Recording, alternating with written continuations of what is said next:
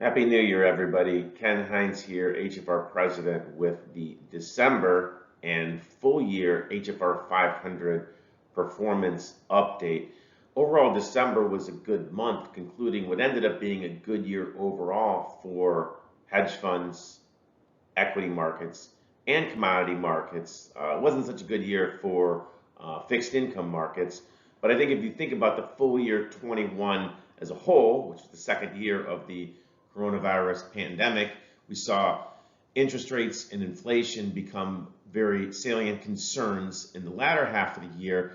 But as you think about the whole year overall, you ended up with really a situation where you had a few sharp monthly declines, which were followed by pretty steady and quick recoveries over the course of the year. So you actually saw a few different market cycles over the year 2021. Before we go through the December performance, I want to talk a little bit about really the context of the full 2-year period since the pandemic started, because it has been a pretty good performance period for the hedge fund industry overall. And as you know, it's seen assets grow to over $4 trillion from falling under 3 as the pandemic started. So I used here the equity hedge index, which is the best index of hedge funds that are invested in equities. And you see here, over the 2-year period, you had an annualized gain about 150 basis points higher than U.S. equities as represented by the Dow Jones Industrial Average you see here.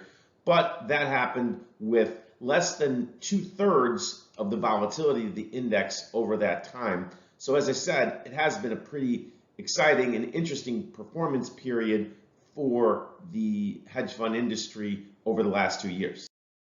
Drilling down to December performance a little bit, you can see here that the month of December was led by recovery in equity hedge. You recall equity hedge fell in November. Here you have a gain of about 1.7% for the HFR 500 equity hedge, about 1.3% for event-driven, and just under 1% for the overall composite. And you can see that here tops the NASDAQ composite for the month of December, which gained about 70 basis points. You see also macro and relative value arbitrage were also positive for the month.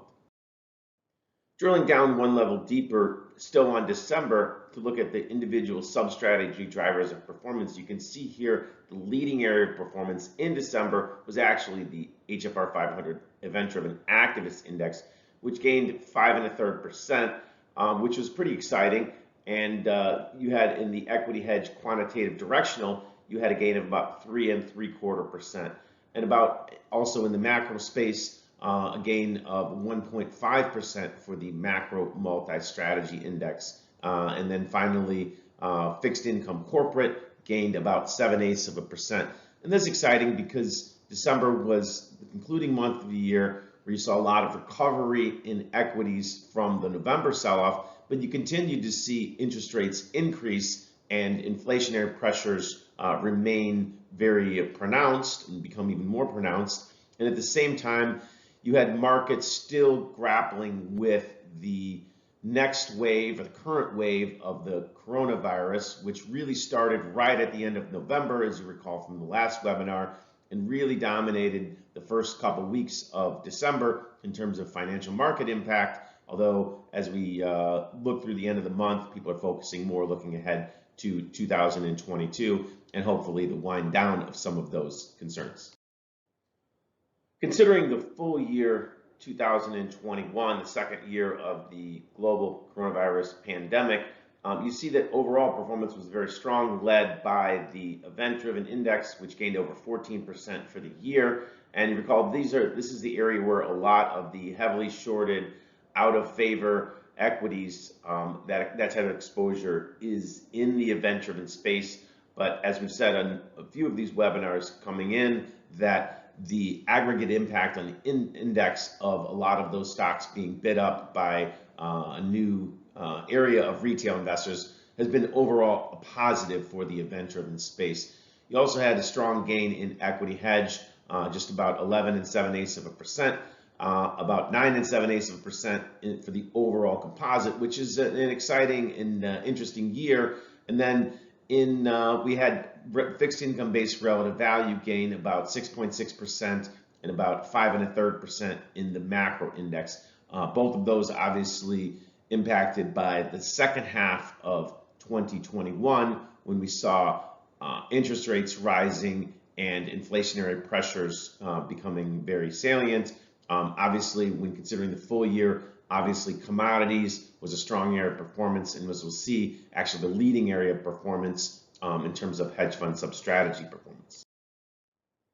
Considering the full year 2021, as I mentioned at the outset, it was a strong year for hedge funds, for commodities, and for equities overall. You see that the performance was led at the sub-strategy level by the macro commodity index, HFR 500 macro commodity gaining 28.2%, just under 22% for the HFR 500 activist index. And you see both of those led the strong performance of U.S. technology as represented here by the NASDAQ composite gain of 21.4%.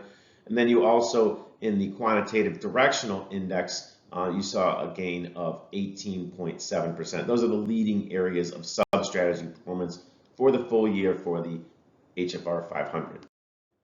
As most of you know, there's a lot of great information on our website about the HFR 500. Easiest way to do that is to access the website at www.hfr.com. If you're watching this video, you know that we do regular videos on our YouTube channel, not only these type of monthly performance updates, but there's also a video about the HFR 500 and its construction and methodology, which I encourage you to take a look at if you get a chance.